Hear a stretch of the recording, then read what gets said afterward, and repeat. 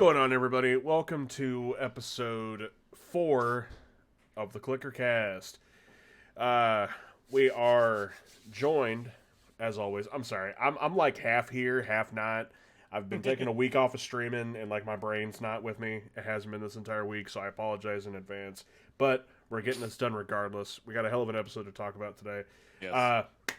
Anyway, I am joined, of course, as always, by my comrades, my associates, my fellow Fireflies.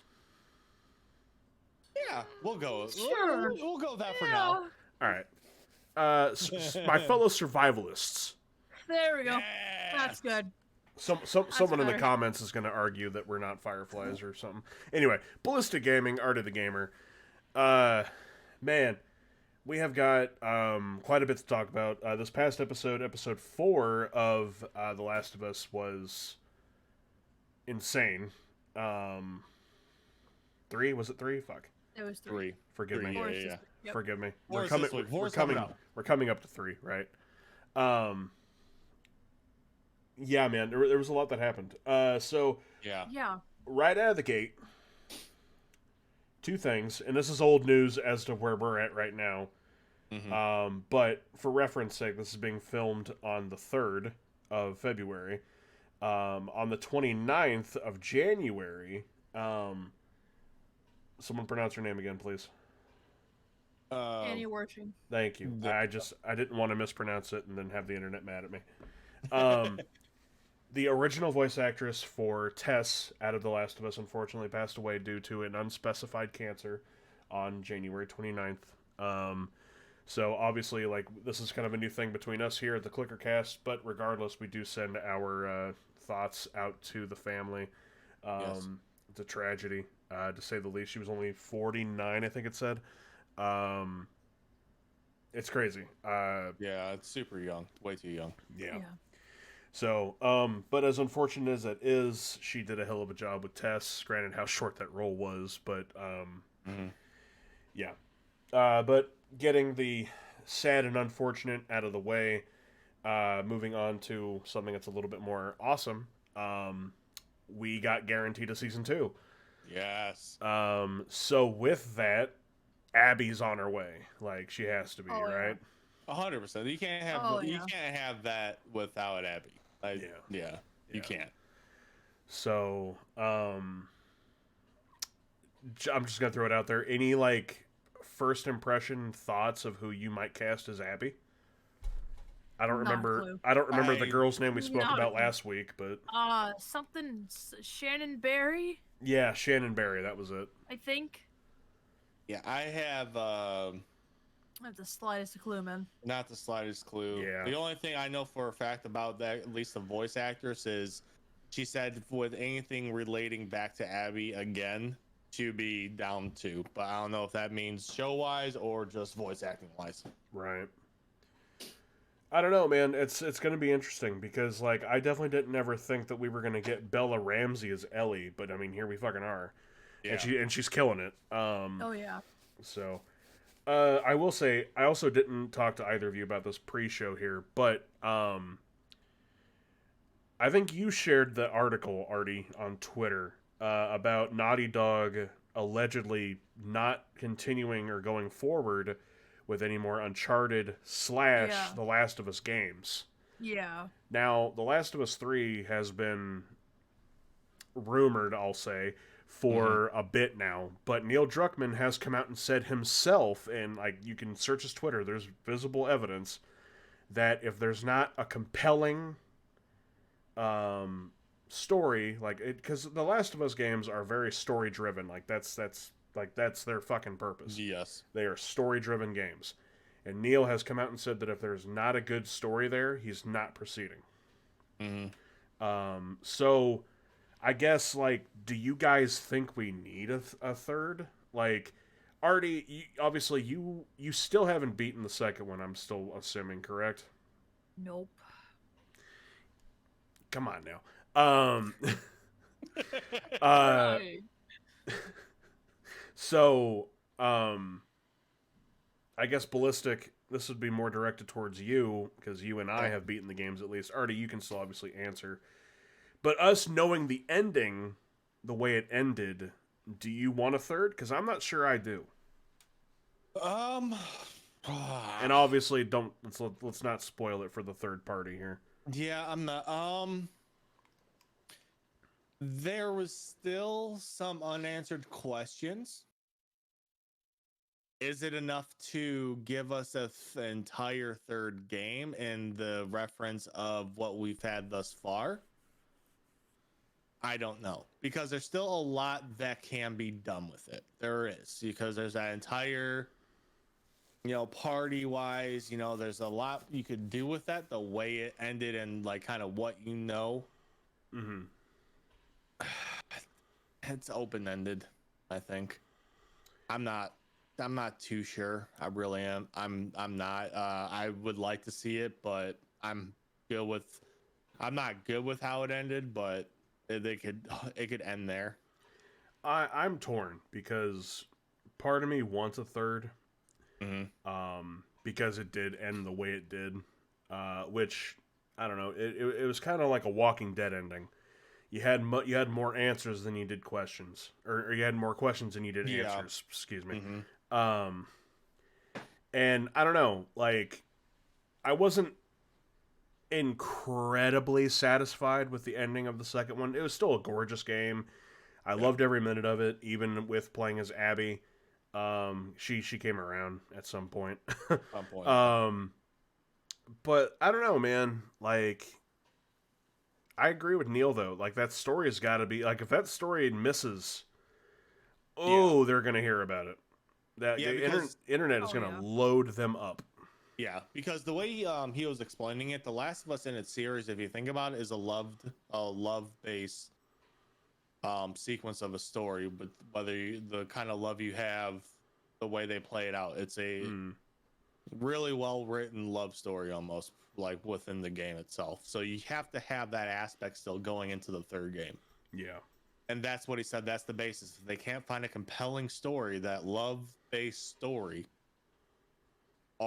there's no way they can continue it with the expectations that all of us that have played the games will have. Yeah. So, Arty, even though you didn't beat the second one, what do you think? Not having finished it, I don't know. I think it'd be cool to see another one, but I mean, like, just like everyone else, I'm a sucker for a good story. Yeah. So if they can't find that, and let's say they do release one that sucks, I'm gonna be out like that. There's no way. Yeah, they set the bar extremely high. Well, as a game in itself, they set that game bar way the hell up there. Well, and I mean, we weren't even sure we were going to get a second one. Yeah. And then how many years in between? Fucking a lot. It was like 12, wasn't it? Well, because the first one came out 2013. Oh, so not even 12 years. No, it was like 8. 2020. So 7. 2013. So. Yeah. Yeah. Yeah. So I mean, the second one came out 2020. Still, it's a long time. Yeah, 7 years. Yeah, 7 years between a game for a sequel, which I mean, in this day and age, is almost unheard of. Yeah. So I don't know. Do we wait another 7 years and make a third? Do we not? I fucking hope not. If I they're hope going not to do it, they need to. I mean, not rush it, but not that long. Yeah. Like, I'm good with a couple of years in between, like they did with God of War. But yeah, not 7 years. Yeah, I don't know. I'm very torn. But anyway, let's move on to episode 3. What was episode 3 called? Long time. Long time. Which that premise by itself should tell you everything you need to know about this fucking episode, man. Yeah. Damn it. I want to just get this out of the way right out of the get-go.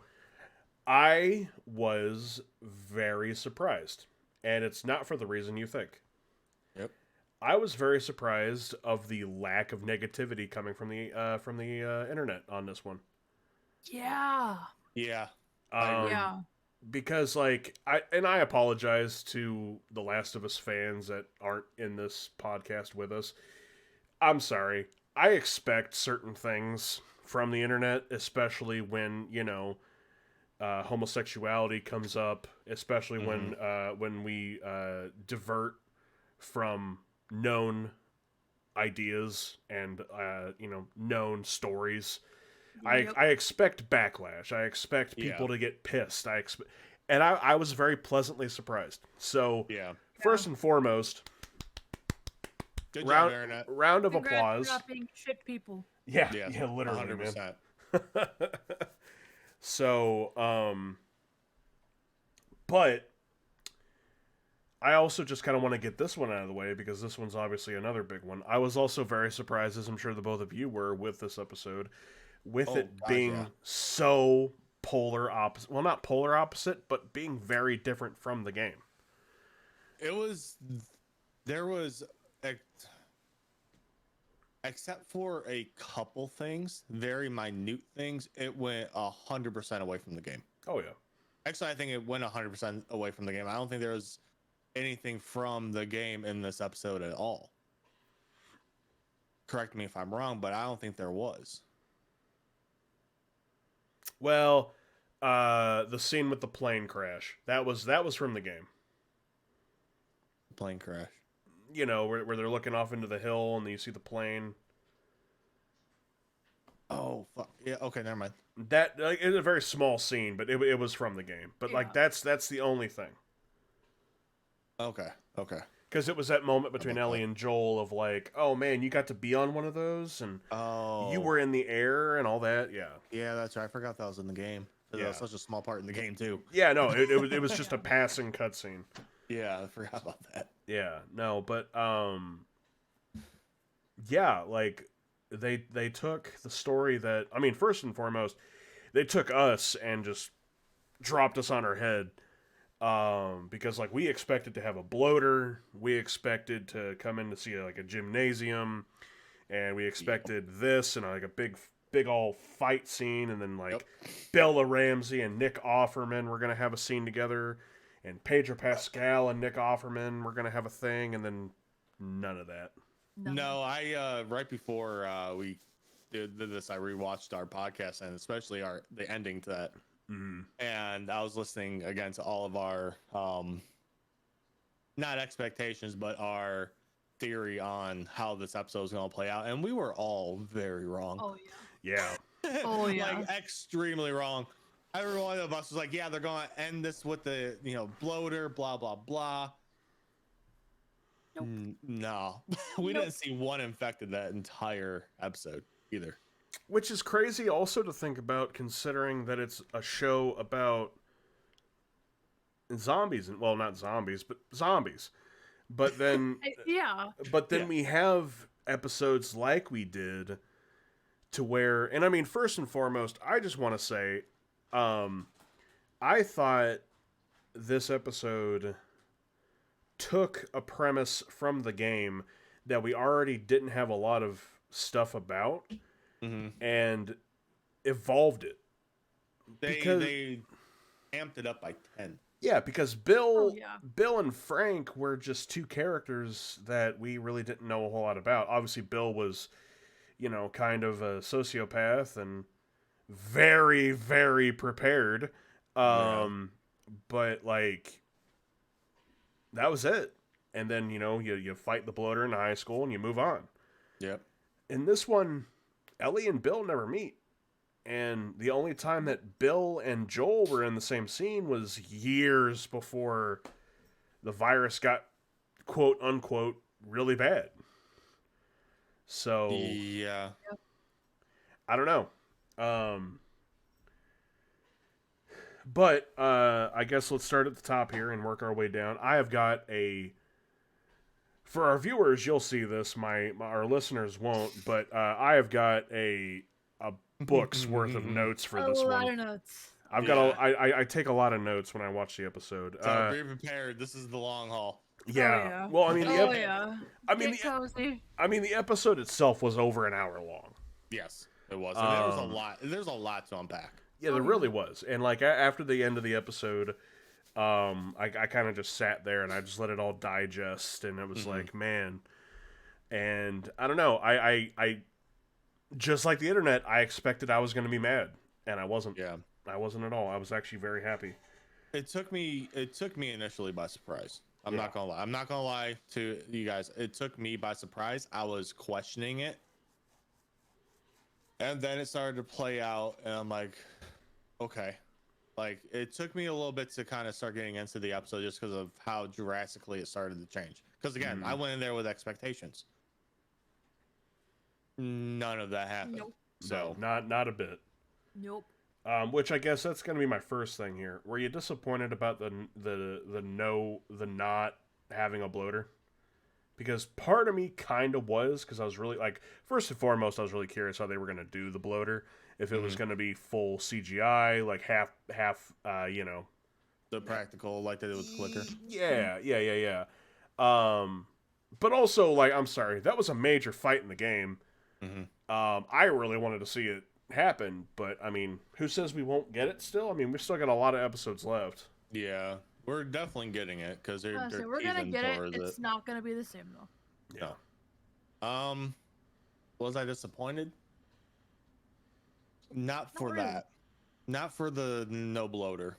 I was really going in there with the expectation of again, and I mentioned this last episode, so nobody please come at me for anything that this is going to relate to. It has nothing to do with the homosexuality or anything to that dynamic at all, because I came in with high expectations, and I mentioned this in the last episode that the dynamic between Ellie and Joel, or Ellie and Bill, was a big thing, and that Frank not being there was a huge intro to why Bill was the way he was. And Bill wasn't that old no.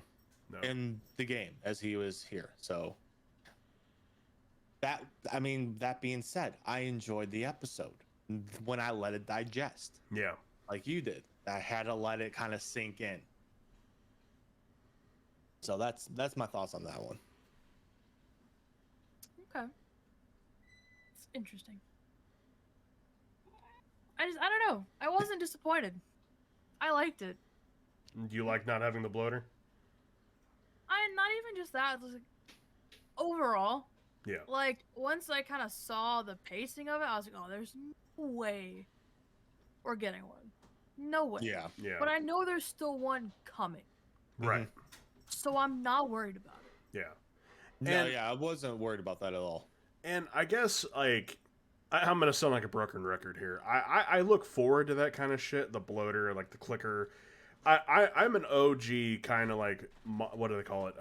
Monster movie guy?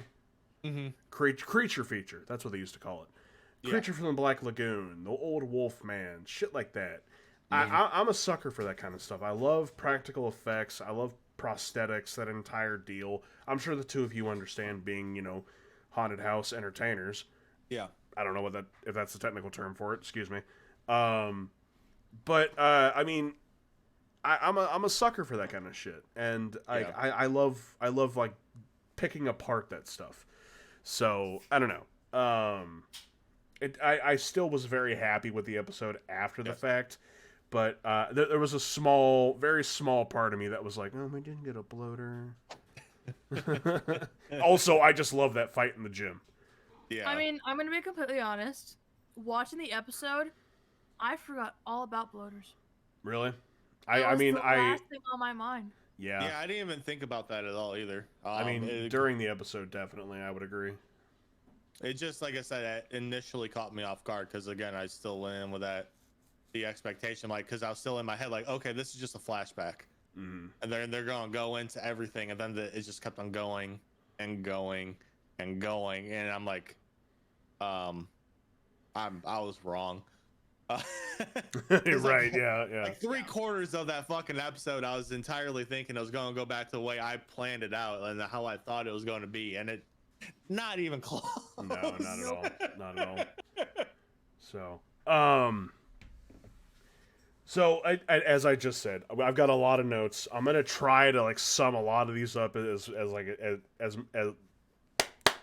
I'm gonna try to sum a lot of these up together as best as I can. Um, if you want to like comment on something that I already said but didn't like go into detail, feel free, please. And of course, stop me if I'm going too fast, okay? But like, I don't want to have these people here all fucking day. You know what I mean? Because I mean, every single one of these episodes could be like 3 hours long. Like I know Oh, I know sure. the three of us could do it. So Easy. show starts. We do not have a cold open, which I thought was a very good No. choice. Yes. Because the I am cold not a fan of them. I'm really not. No. okay. Because I mean, with the first episode having the talk show, and then the second episode having like the what was it, Indonesia, Yeah. like explanation behind the virus is good, but like we as fans of the series already know what's going on with the characters, so I guess we don't need a cold open about Bill and Frank, or we Yeah. don't need or we don't need a cold open about Joel and Ellie, or Joel and Tess, or blah blah blah. Yeah. So, Agreed. but we start out. We're 10 miles away from Boston. I couldn't remember the direction. I think it was east. Whatever. And obviously, right out of the get go, we have obvious tension between Joel and Ellie because Tess just got blown up. Yep. I don't know. Like, I was worried at the get go of like how long they're gonna drag this. Like, I'm not gonna talk to you. Like, kind of tension out, but it doesn't. Yeah. It seems that it's going away slowly. Yeah. But we kind of fast forward from that a little bit. They're stopping at a shop for supplies, getting, trying to find more ammo, stuff like that. And actually, Ballistic, you were incorrect. There is a couple infected in this episode because Ellie goes to the basement of the what was it, gas station, like a little Looked like a Convenience pharmacy. store. Convenience store a pharmacy little. thing. You're right. But she finds the one infected down below. Yes. Now, I'm curious how the two of you thought that was going to play out, because I definitely did not think that she was going to stab that clicker. Or runner, I guess it would have been. Yeah. I definitely didn't think it was going to go that route, because I figured like she was going to have the knife to its head, and then she was gonna go for it, and then like Joel was like gonna grab the hand, something, and then he was gonna shoot it for her, but no, they fully let Ellie have that like little like evolution moment, and Yeah. so That. I'm curious how the two of you thought that was gonna play out. I Didn't think can't of say I that. thought much about it, to be honest. After seeing her face when Joel was beating the crap out of that cop, that guard, whatever, Mm-hmm. not even surprising, to be honest. Okay.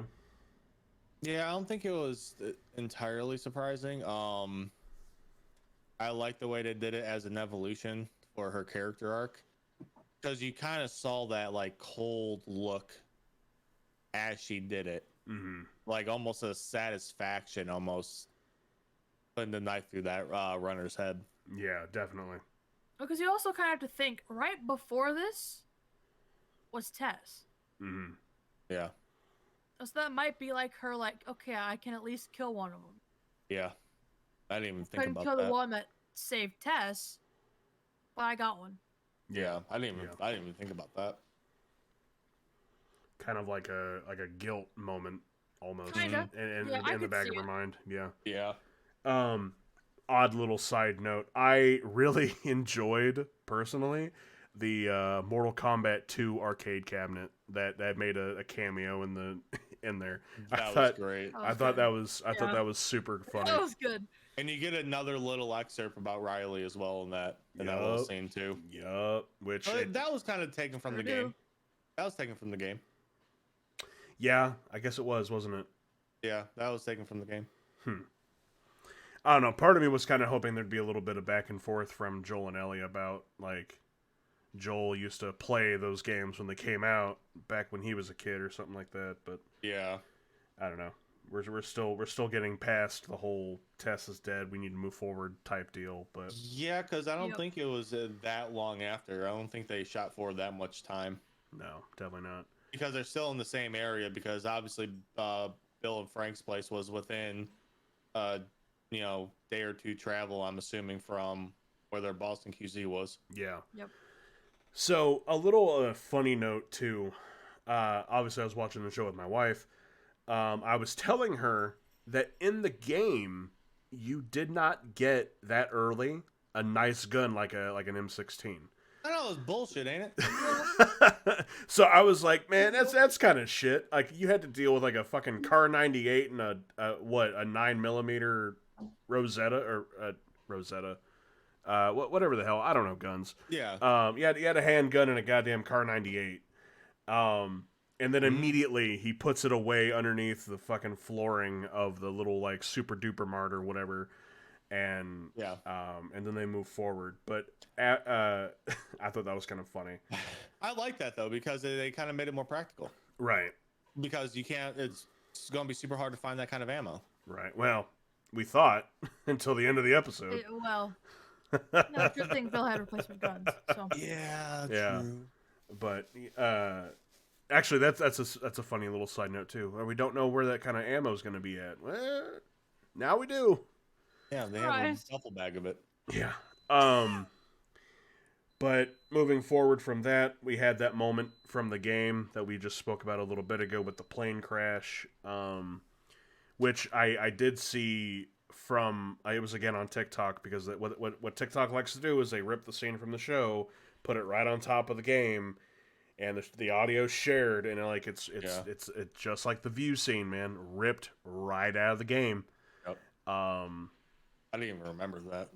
Well, it was such a small, like, minute moment in the game, but, like, it's still, like, I guess, humanizing Ellie for us, because, like, we forget that she is as young as she is, and she hasn't had the experience. Like, because if the world that we live in turned into this within the next 5 years, you know, our friends' kids, or, you know, other people's kids that, you know, are born in that world would not have the experiences. They wouldn't be able to have podcasts or fly on a plane or even like go to a zoo and pet a lion or that kind of shit. Not that I've ever pet a lion in a zoo, but whatever. I want big kitty. Big kitty. Big kitty. So we're moving forward, and it's right before the big time jump. And we have a moment between Joel and Ellie. It's a couple moments, really. But we have confirmation that the virus was spread or maybe configured by like wheat and flour. Yep. So your pancake mixes, you know, that's called back to the first episode. Your muffin mixes, your breads, whatever. So a lot of people were saying, because I really didn't know how they were going to go with this new virus, because what they said before the show even started that they were going to change up the way the virus was done, obviously, because scientifically I guess you kind of have to, because spores they travel in the air, and obviously like spores won't take that long to take over an entire airspace, and then at that point the entire world's covered, and then we're all just dead. And then we're all fucking clickers. Yep. I don't know. Don't audition for the show. I wasn't planning on it. Not We'll gonna recommend that one, bud. We'll give you a take two later on. All right, that's fine. But then after that, we roll up to a ditch. That is Joel's not wanting to take her down the road. Ellie's not understanding why. You know, the road's shorter. There's nothing here. They go down, and then there's just a ditch of just bones. Gruesome shit to see. And then we have a flashback, or I guess a time jump back to 03, which I didn't even pick up on that because in the game the virus started in like 2013. 13, yes. In the show, the virus starts in 2003. So they're making it more relatable, I guess, to our time framing because they Yeah. made it to where it's still 20 years later, but now it's 2020 fucking 3. Right, Yep. right. And after all the shit we've been through the past, few years.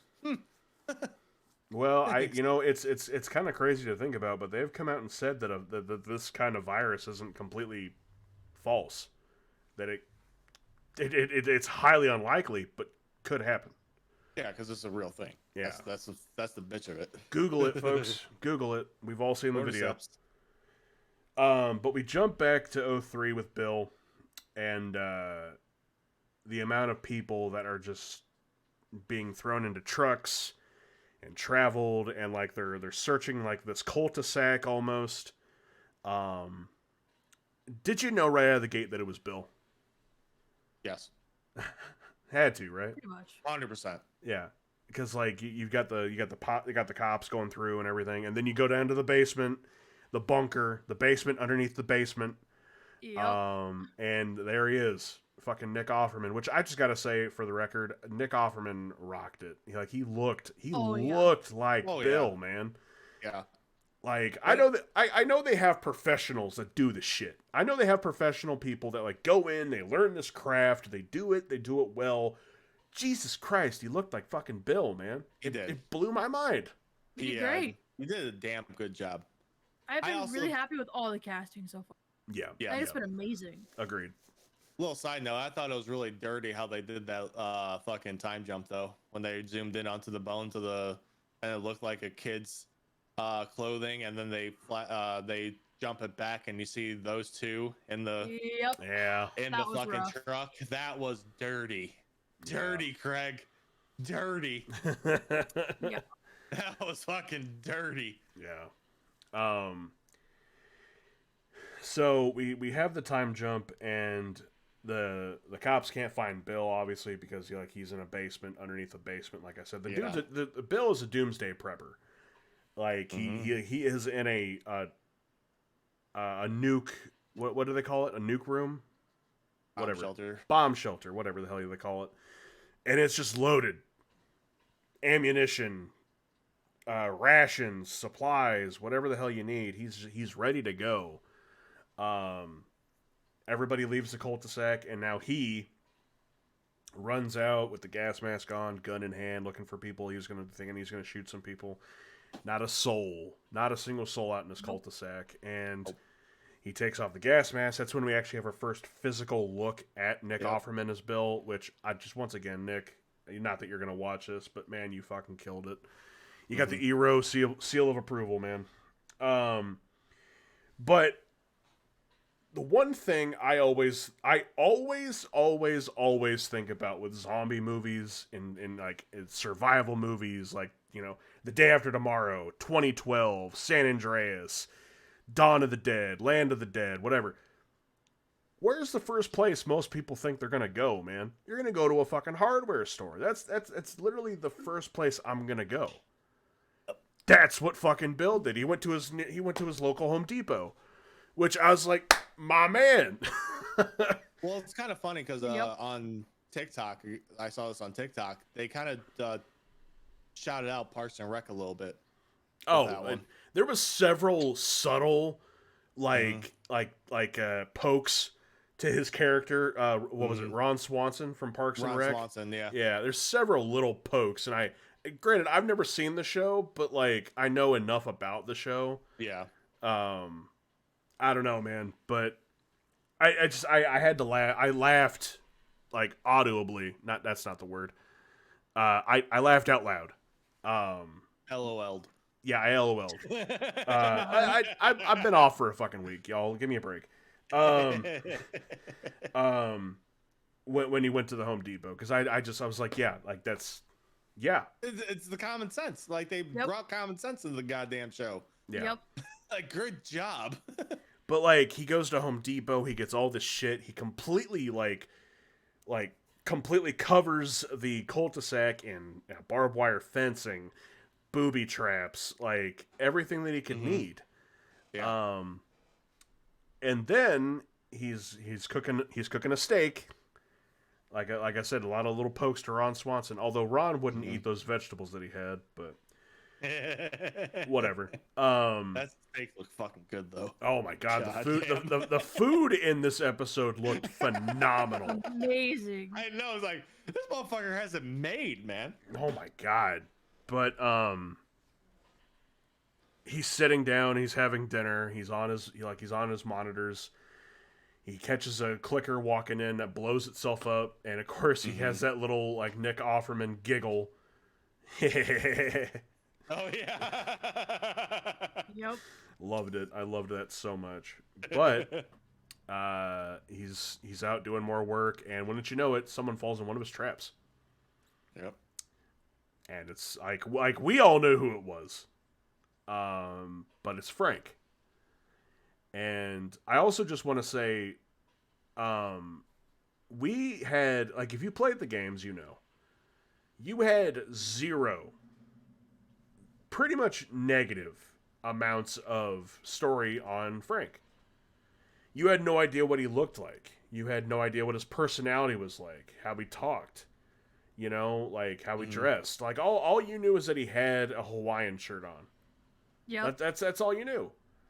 So for Neil and Craig to take the character of Frank, which we knew nothing of, and completely turn him into what he was in the show, I thought first and foremost was an incredibly ballsy maneuver. But I guess at that point as well, you have that full creative freedom to pretty much do whatever the hell you want.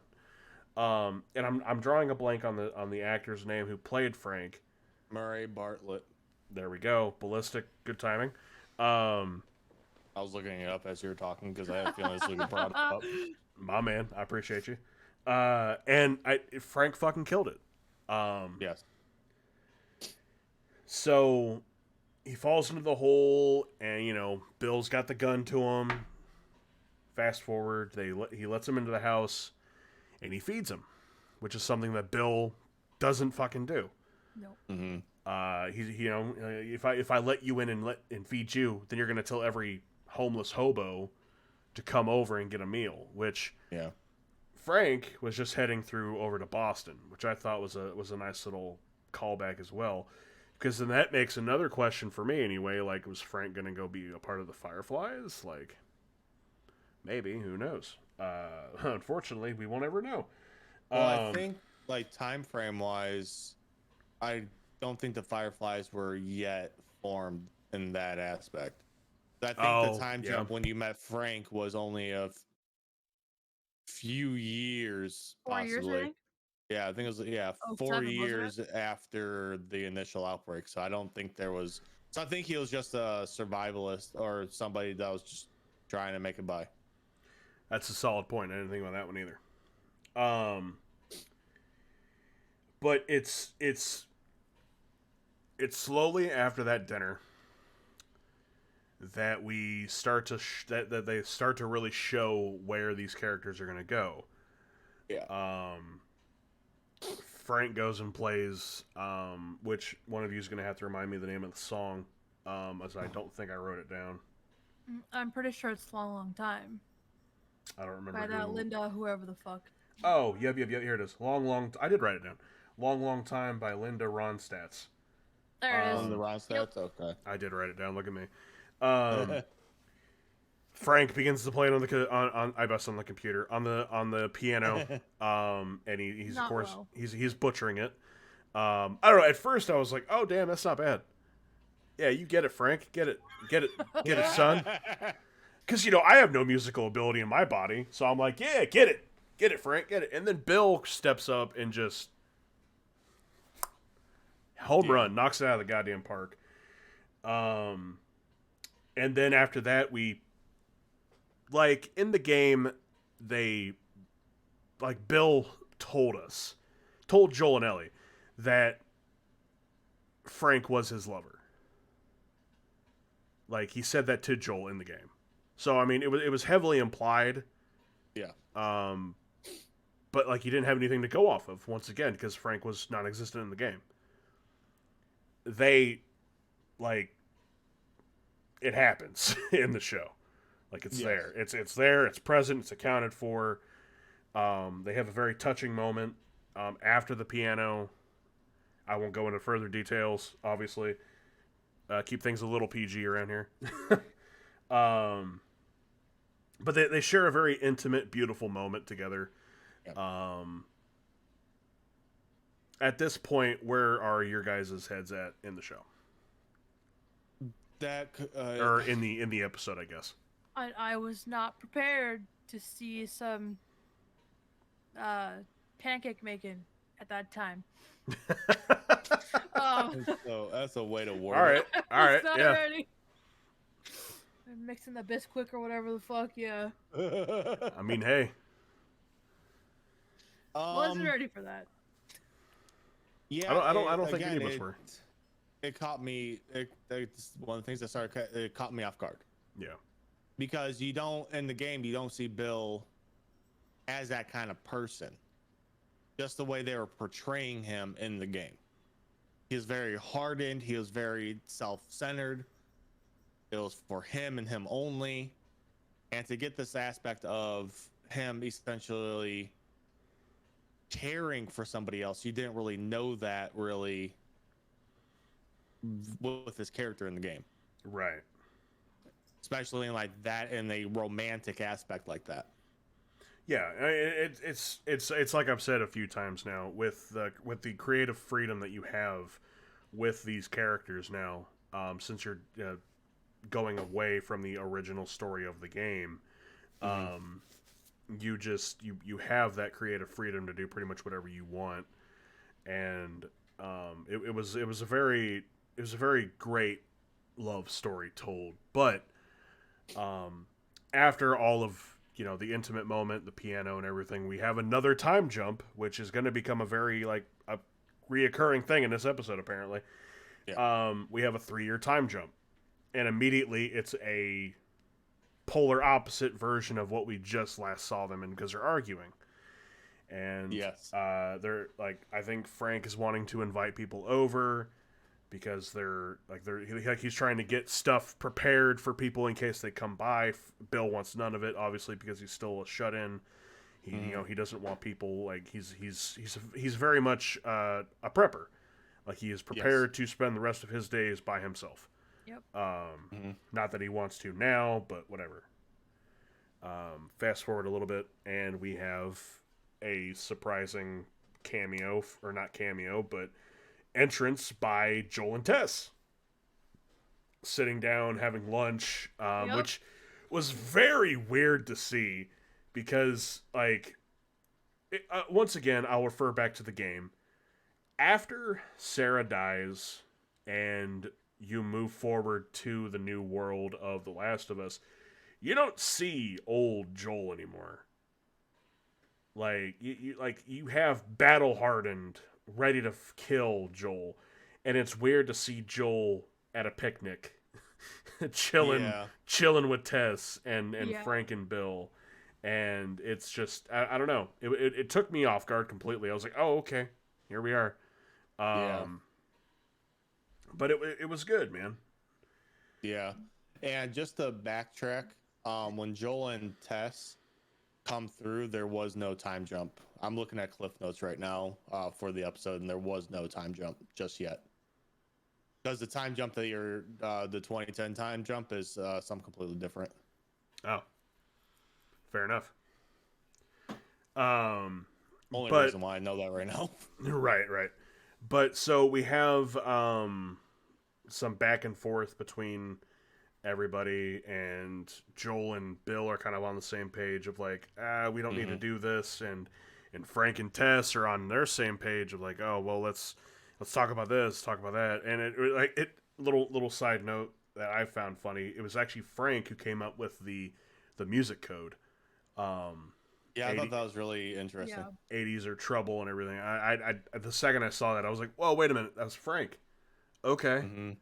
Like more subtle drawbacks to the, or not drawbacks, but bringbacks to the other episodes. Yep. I think it's brought up again later in the game or later in the episode too. Absolutely, it does. But we fast forward from that, moving forward to the Raiders coming to. Do they have a name for the little cul-de-sac? I don't even think they did. No, there was no name for it. I think so. Yeah, no, but Bill and Frank's home away from home, even though I'm pretty sure it was Bill's home. But the Raiders come in and they shoot Bill. Frank gets woken up and he's freaking out. He grabs a pistol, goes out looking for Bill. Bill gets shot in the leg, and you just see all these booby traps go off, and it's crazy to watch. Just all the shit that's going down. I love all the booby traps. Yeah, now people are getting put on fire, and it's all crazy to watch. A lot just happening all at once. I mean, they weren't landmines like he had in the game, or C4, I guess, explosives, like he had in the game. But like, it's definitely, the fire was a nice touch. But I guess I like that they upscaled it the way that they did. Right. Oh God, they upscaled it tenfold. Yeah, it was awesome. That was a incredible. Scene. Yeah. Well, I think also it was also like a smarter decision to go with the fire and not go with a whole bunch of CGI explosions, because then at that point, like, you've got to spend all that extra time and money on getting like these explosions to be perfect, and then at that point you're just having, the Boys style dismemberments going all over the place, and then it just looks like, looks like a horror movie. Well, that, and they also made it practical, because if you have explosions that close to your fence, you're going to destroy your fence. You're going to destroy your protection. So it made sense to go that route instead of, shit exploding that close to his security fence. Yeah. Because if you remember, like when he's talking to Joel is telling him that he has bundles and rolls of a new fencing for him that will not degrade, that will hold up against Raiders, because he hints to Raiders will come here and take over if you don't do this now, and the ones that you love will not be safe. So I thought that was very, very, very, very nice touch there. Yeah. Oh man.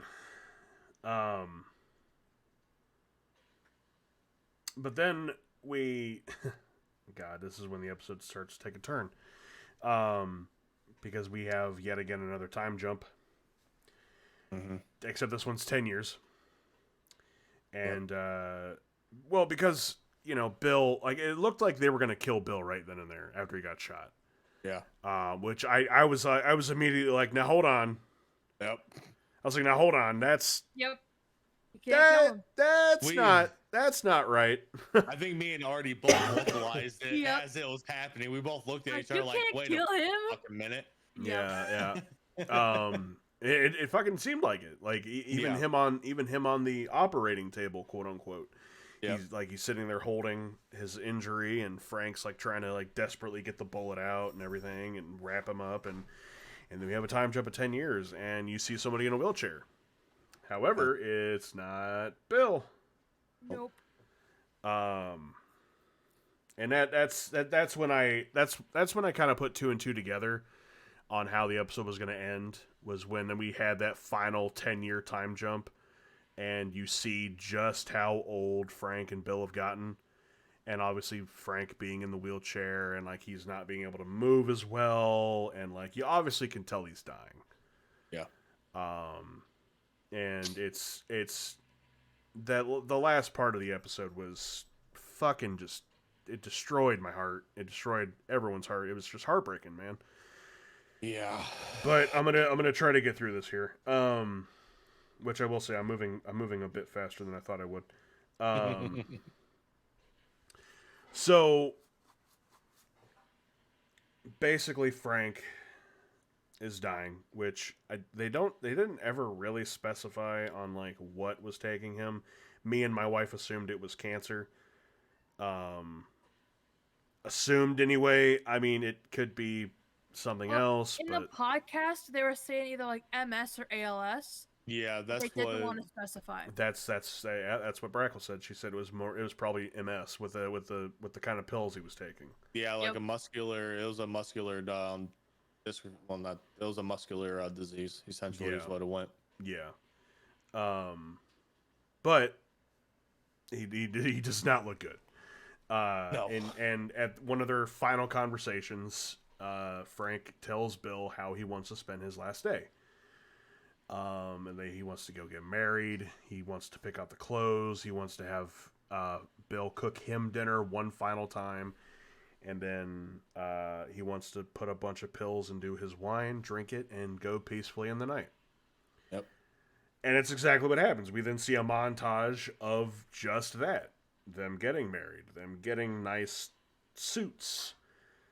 Bill cooking him, which was a nice touch, Bill cooking him the same dinner that they had on their first meeting, which, once again, the food looked immaculate. Same dinner, same wine. Yes. And Bill crushed up the pills, poured it into his drink, gave him the glass of wine, and then it was apparently acknowledged to us at that point that Bill had taken the rest and put them into the bottle of wine all together. Yep. Enough to, what did he say? Enough to kill a horse? Enough to kill a horse. Yep. And it was Bill's decision to not take away his happiness. Thank you. He wanted it to end on his terms. And everything. And like at this point, like, I'm fighting back, waterworks, and I'm like, God damn it, this is so fucking touching.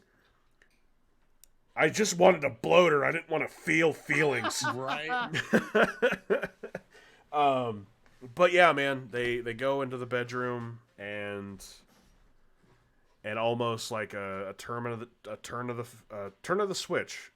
There's Joel and Ellie again, and they come up. Joel has no idea what's going on. They get through the gate. They arrive at Bill and Frank's home, and Ellie finds the note.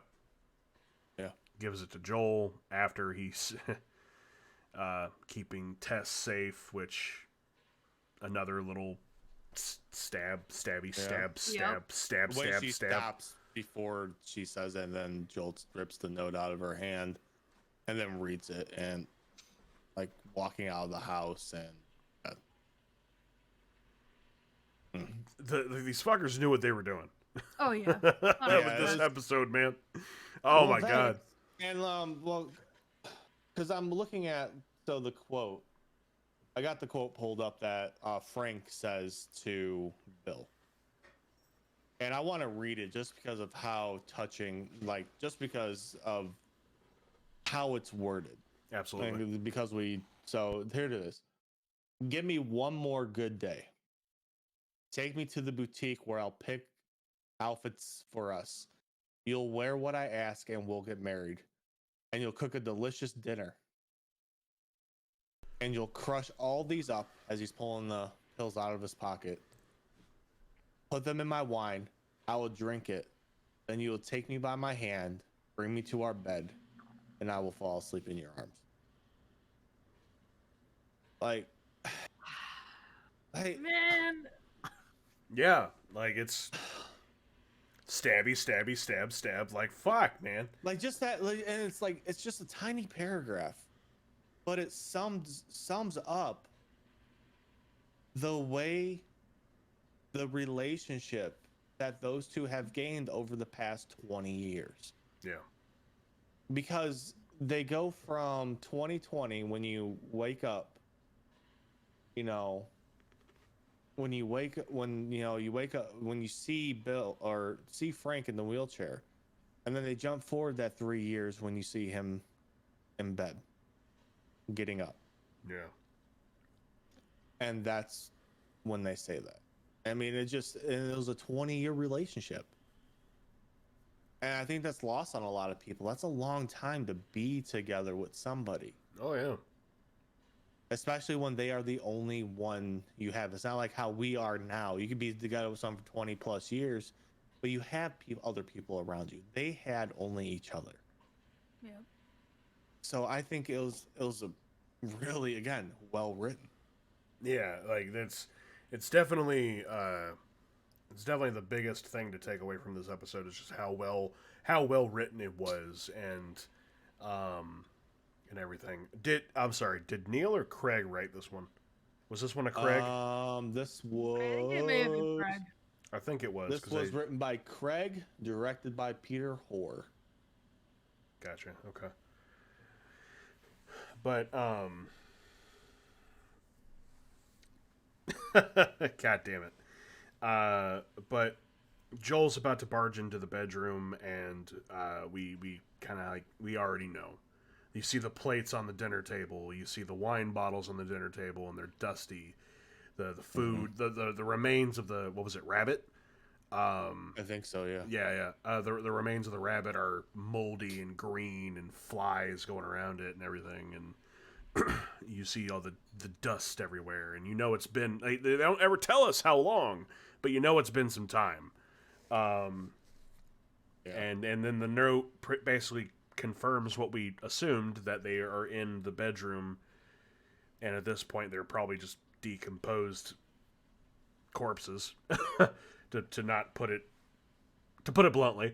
And at that point, Bill in the note tells Joel, and he wrote it specifically for Joel or whoever else. Yeah, I have a tiny little excerpt from that note too in front of me as well. If you want, okay. Yeah, go ahead. No, this is a summarized of the note. It's not the whole note, but essentially this is what it reads here. I used to hate the world, and I was happy when everyone died. But I was wrong, because there was one person worth saving. That's what I did. I saved him. Then I protected him. That's why men like you and me are here. We have a job to do. And God help any motherfuckers who stand in our way.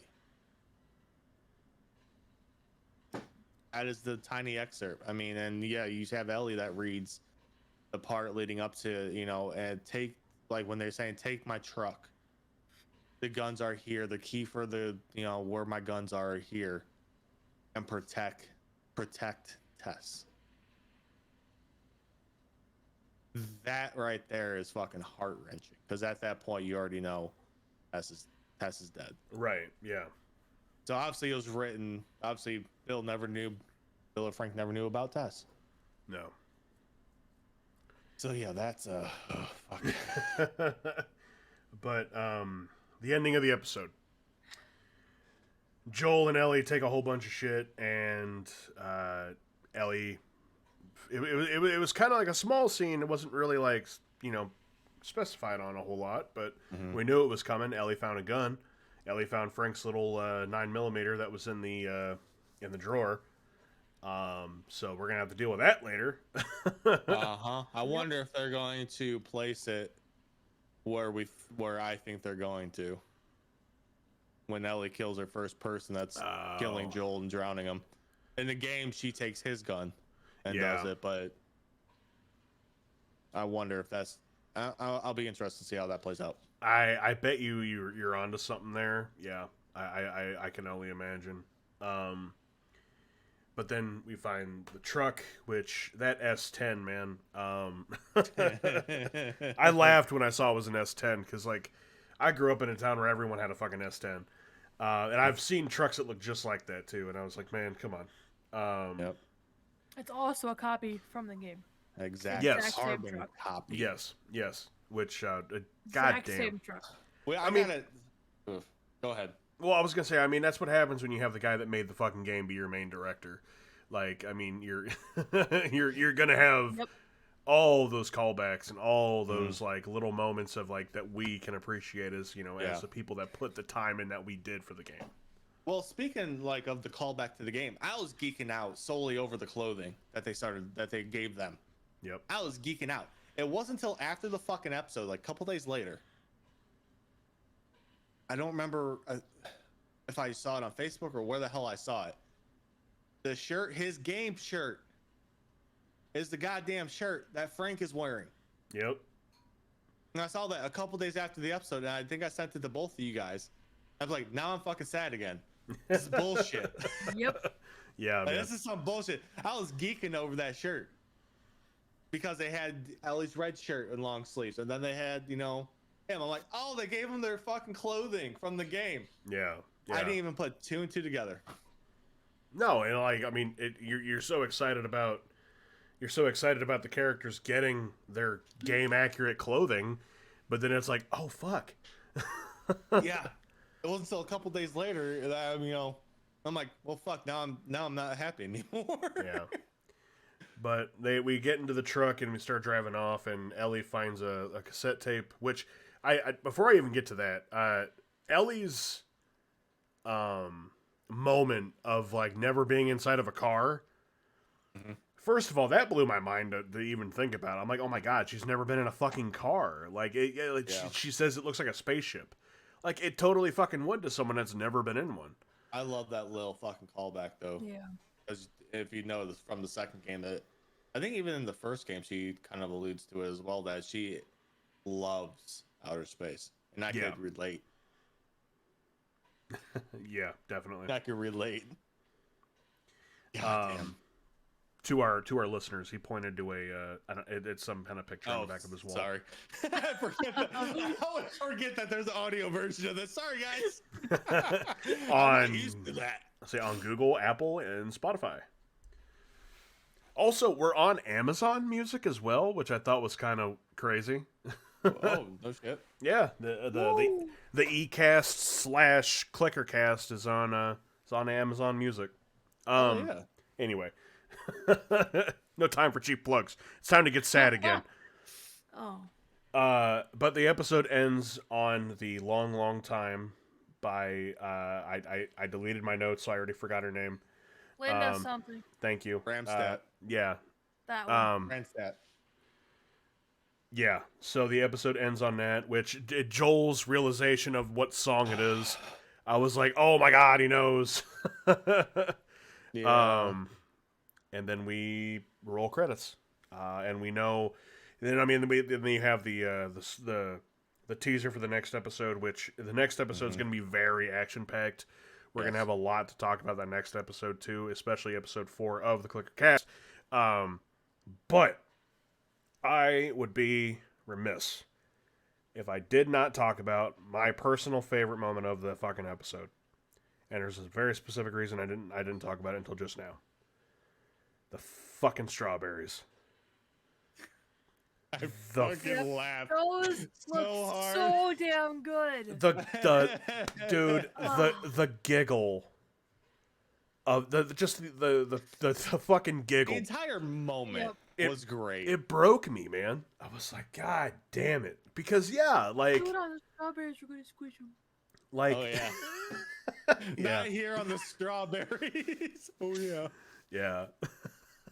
Well, that and the little, I traded Joel one of your guns, and you look at Bill, and he's like, which one? What gun? Oh, it was a small one. Don't worry. Oh, I wonder if that was the revolver. It might have been. Oh. It might have been.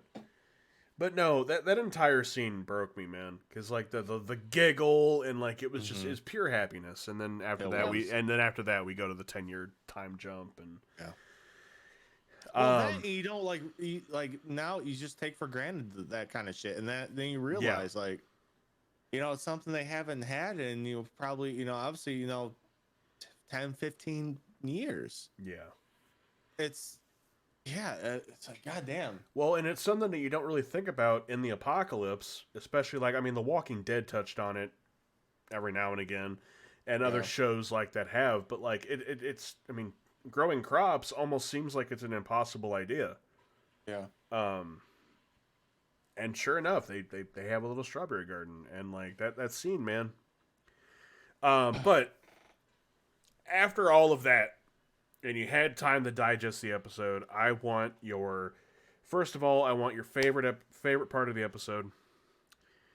And then after that, I want your rating for the episode, which, right, we're doing it. To be perfectly honest with everybody, man, I know I sound like a broken record every fucking week with this show. This show has like touched my fucking soul on a whole nother level. It's so fucking refreshing because like I we grew up with the Mortal Kombat movies. We grew up with Dwayne's atrocity of Attempt of Doom, Yeah. Uncharted, all these other fucking shows and movies that have happened, and none of them have fucking done anything for us. And then here we are with The Last of Us, and they're nailing it every single time.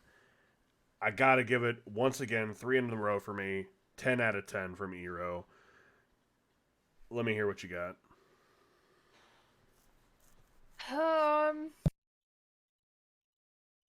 This one is pretty damn close to a 10, I think. I'm gonna say probably like a 9.7. Just because it was a whole lot of time that it wasn't the main focal story, but I get it. And following that, one of my favorite parts, which we didn't even talk about today, actually, the window scene at the end. Yes. Oh, the shit, that's right. Yeah. I was like, oh, you see Bill's truck driving out that window. And sure enough, the first thing you see to load up The Last of Us That window. That window, is yeah. that window. Yep. Yeah. That was a good callback. It is a very good callback that I remember it, but yeah, during the moment, I'm like, oh my god.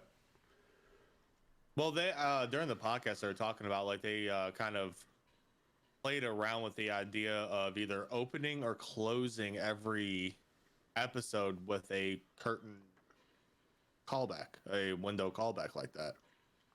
They were planning on that during the I think they mentioned it during the podcast. I know I heard it somewhere. Yeah, that sounds about right. And of course, for everyone's interest, he is talking about the Last of Us Companion podcast, hosted by Troy Baker, and also with Craig Mazin and Neil Druckmann, that you can also listen to on Spotify. We all highly recommend it here at the Clickercast. It is a great time. Yes, we do. Yep. If you're watching The Last of Us on HBO, it is also on HBO. It's right under the episode. So the companion podcast is under the corresponding episode under the extras. Is it on video? Is it in video? Yes. Well, no, it's not on video. kinda. It's just it's just them talking. It's just audio. Oh, okay. But it's on HBO It's on as well under. Yes. Okay. Yep. I was gonna say, like, We if usually watch it right after the if episode. they put a fucking video form, and I've listened to 3 weeks of this podcast, I'm gonna get pissed. Like, god damn it. Yeah, we listened to It's it. just moving pictures, basically. Gotcha. Yeah, we listened to it directly after every episode so far. So Yep. There you go. all right. Rating 9 out of 10. Just because they went so far away from what I was expecting. That's it. I had no issue with the episode in a whole. It was a great episode. It was greatly written. It's just because I had certain expectations and they went entirely away from it. I get why they did it. Because again, in the podcast, they mentioned that the entire sequence with Bill is only entertaining if you played it firsthand. I get that because it was a lot of just walking around. You kill a few infected here. You go through the high school. You get the bloater, and that's really it. I mean, fair There's enough. really no true dynamic unless you're playing it. Favorite part of that episode for me,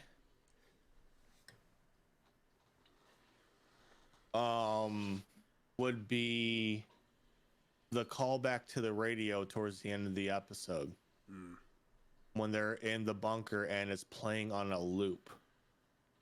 And for me, it was the realization when they started hearing that loop going on the radio, could have been when they actually died. Because that's when you start hearing, because he had to reset it himself. Shit, And it kind of gives you, it kind of gave you a little time frame of when that actually happened.